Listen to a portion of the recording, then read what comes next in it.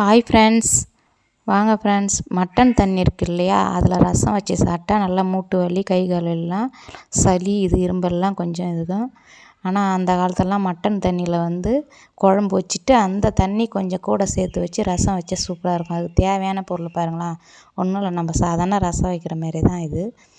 தனியா பொடி, முழு தனியா இருக்குது இல்லையா, அது கொஞ்சம் பூண்டு, காஞ்ச மிளகா, அப்புறம் மிளகு, சீரகம், கொஞ்சம் கருவேப்பிலை இதெல்லாம் போட்டு லைட்டாக வறுத்துட்டு நான் அந்த மிக்ஸி ஜார்லேயே கொஞ்சம் நம்ம புளிப்பு ரொம்ப வைக்கக்கூடாது. நம்ம மட்டன் ரசத்துக்கு, கறி தண்ணி ரசம், அதுக்கு கொஞ்சம் 3 தக்காளி, சின்ன சின்ன தக்காளி 3, கொஞ்சம் ஒரு துண்டு எலுமிச்சம்பழம் அளவுக்கு புளி, இதெல்லாம் வச்சு மிக்ஸி ஜாரில் போட்டு நல்லா நம்ம வறுத்து வச்ச மசாலாவை நல்லா போட்டு அரைச்சி எடுத்துங்க பேஸ்ட்டு. அது கொஞ்சம் கடாயில் கொஞ்சம் எண்ணெய், கொஞ்சம் பெருங்காயத்தூள், கொஞ்சம் மஞ்சத்தூள் போட்டு கடுகு போட்டு அது கொஞ்சம் வறுத்த உடனே நம்ம அரைச்சி வச்சோம் இல்லையா, அதை அப்படியே கறி தண்ணி கூடயே போட்டு கொஞ்சம் ஊற்றிட்டு அந்த கறி தண்ணியை ஊற்றி லைட்டாக கொதிச்சா போதும், ரொம்ப கொதிக்க தேவையில்ல. ஏற்கனவே நம்ம எல்லாத்தையும் வறுத்தது தான், பச்சை வாசனை வருது பாருங்கள்.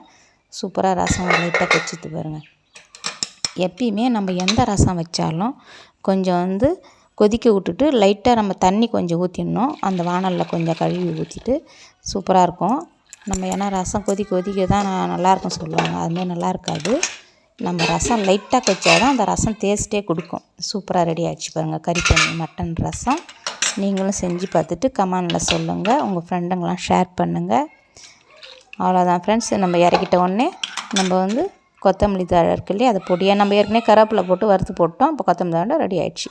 அவ்வளோதான் ஃப்ரெண்ட்ஸ். Bye friends.